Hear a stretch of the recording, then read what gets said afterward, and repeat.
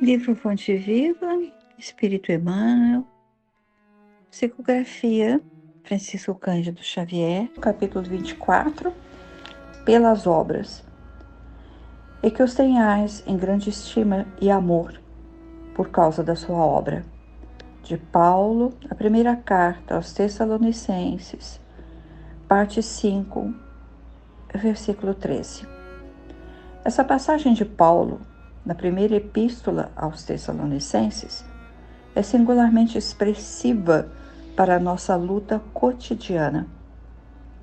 Todos experimentamos a tendência de consagrar a maior estima apenas àqueles que leiam a vida pela cartilha dos nossos pontos de vista. Nosso devotamento é sempre caloroso para quantos nos exposem os modos de ver, os hábitos enraizados e os princípios sociais. Todavia, nem sempre nossas interpretações são as melhores, nossos costumes os mais nobres e nossas diretrizes as mais elogiáveis. Daí, procede o impositivo de desintegração da concha do nosso egoísmo para dedicarmos nossa amizade e respeito aos companheiros, não por servidão afetiva com que se liguem ao nosso roteiro pessoal, mas pela fidelidade com que se norteiam em favor do bem comum. Se amamos alguém, não só pela beleza física, é provável encontremos amanhã o objeto de nossa afeição a caminho do monturo. Se estimamos em algum amigo apenas a oratória brilhante, é possível esteja ele em aflitiva mudez dentro em breve. Se nos consagramos a determinada criatura só porque nos obedeça cegamente, é provável estejamos provocando a queda de outros nos mesmos erros em que temos incidido tantas vezes. É imprescindível aperfeiçoar nosso modo de ver e de sentir, a fim de avançarmos no rumo da vida superior. Busquemos as criaturas, acima de tudo, pelas obras, com que beneficiam o tempo e o espaço em que nos movimentamos, porque um dia compreenderemos que o melhor raramente é aquele que concorda conosco, mas é sempre aquele que concorda com o Senhor, colaborando com Ele na melhoria da vida dentro e fora de nós. Nossos comentários então. No Fonte Viva, até agora pelo menos, é a primeira vez em que Emmanuel busca, em uma epístola aos Tessalonicenses, que ele busca um parágrafo base para os seus textos, né, tão construtivos. E começando então a explorar a epígrafe. De onde vem o nome dessa cidade Tessalônica? Qual a origem desse nome na fundação de Tessalônica? Vamos lá. Tessalônia era o nome da meia-irmã de Alexandre, aquele conhecido como Alexandre Magno ou Alexandre o Grande. Como nós sabemos, Magno do latim quer dizer o grande, né? E quem se chama Alexandre Magno tem um nome também em latim. Bem, Alexandre, a gente ainda lembra, Alexandre foi o rei da Macedônia e viveu antes de Cristo, 300 anos antes de Cristo. E foi um grande líder militar e que renasceria tantas vezes depois como um gênio militar, porque ele conquistou um grande império da Grécia e alguns historiadores dizem que ele foi até a Índia. Não sei com certeza sobre isso. Bem, a Tessalônia, a irmã do Alexandre, casou com um dos generais que sucederam Alexandre, que morreu bem moço. Este general fundou uma cidade em homenagem à esposa e chamou a cidade de Tessalônia.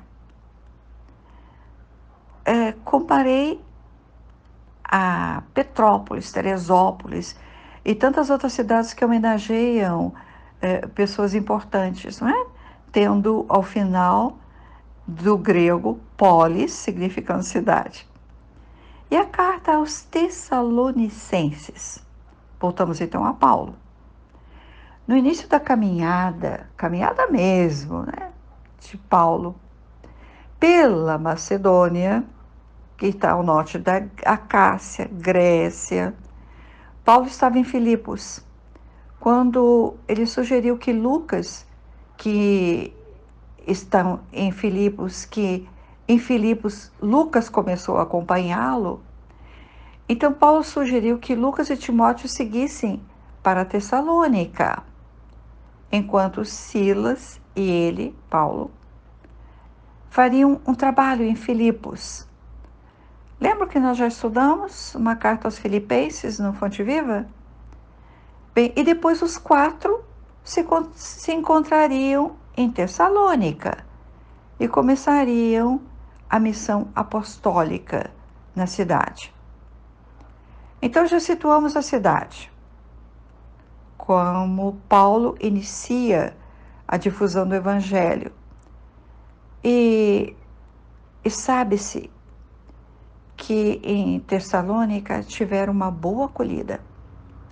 Nesta primeira carta, Paulo incentiva os tessalonicenses e os considera como modelo de comunidade cristã para as igrejas da Acácia e Macedônia.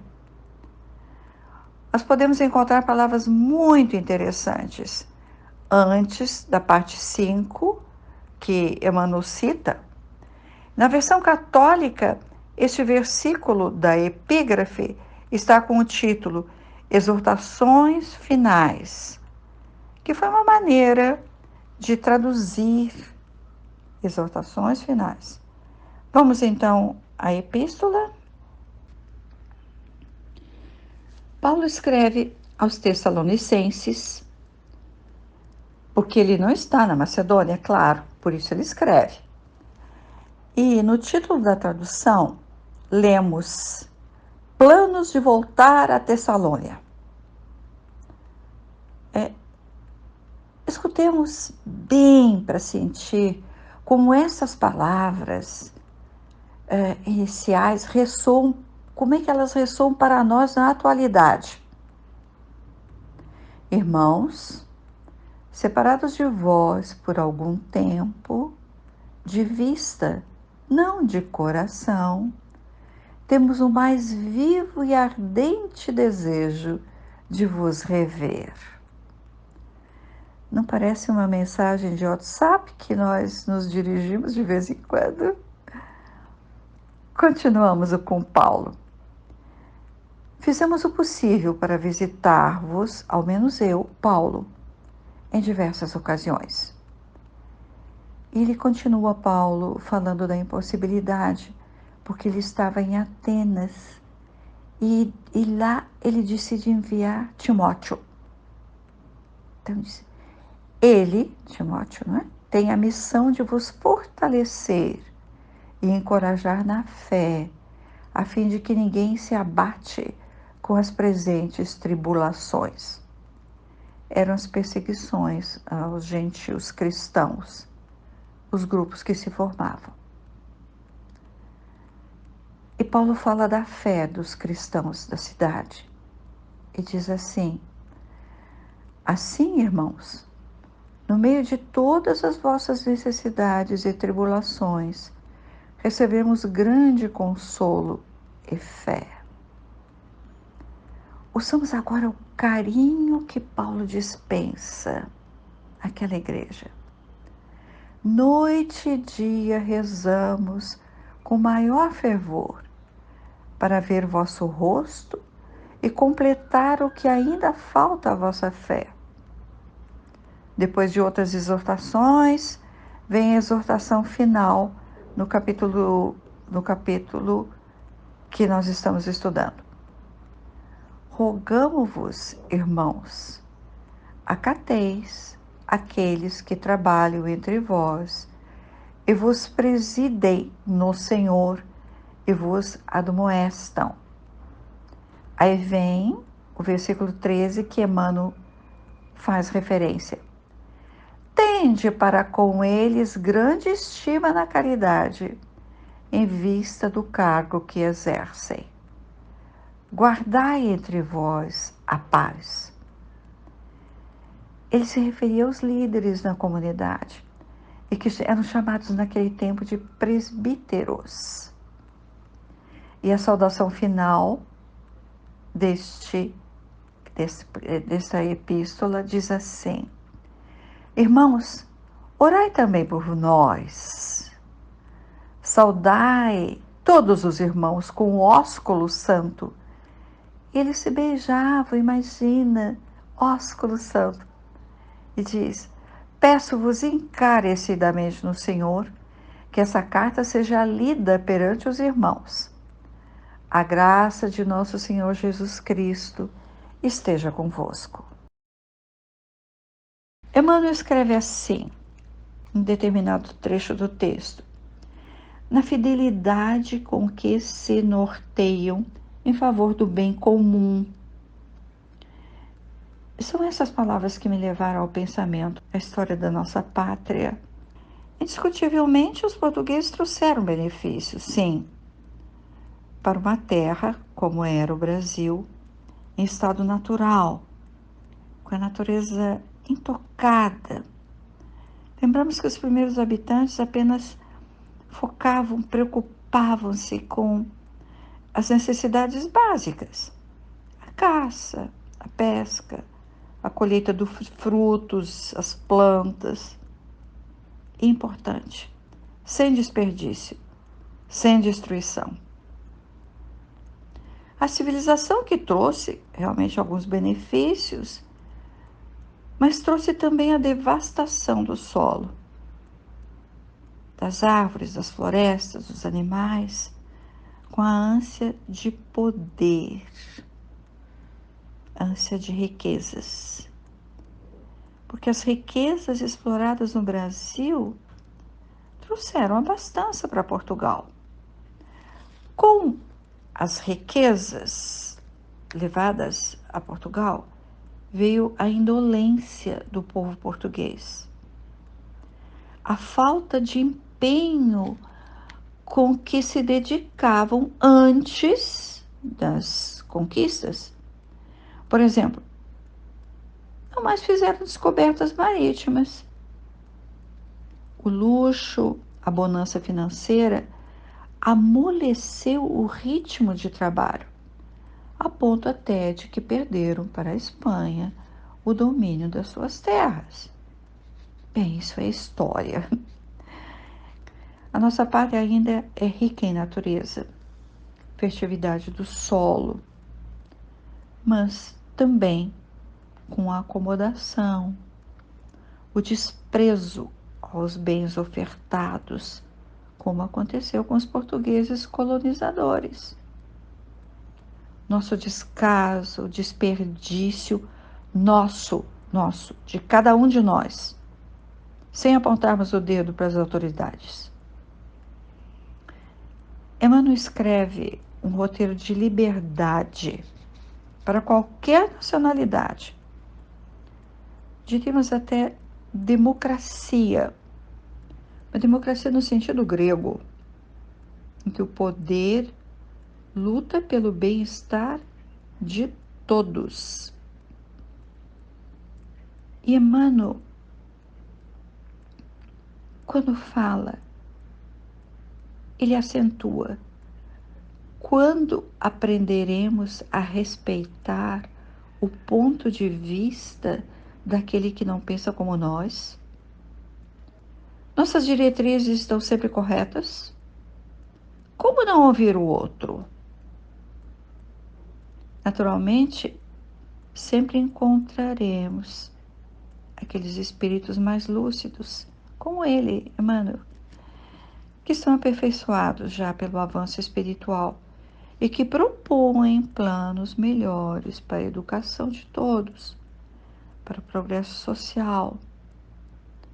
Mas se somos insensíveis, o que aprenderemos com eles? Continuamos a adaptar os conceitos evangélicos, o senso ao nosso senso moral e o senso moral aos nossos interesses?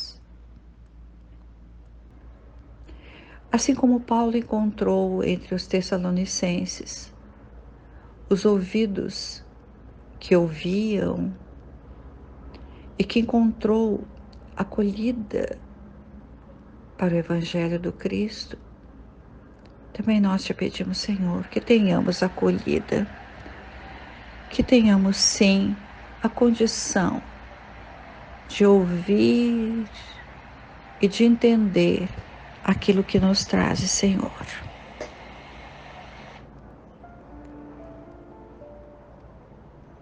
Desejamos, Senhor Jesus,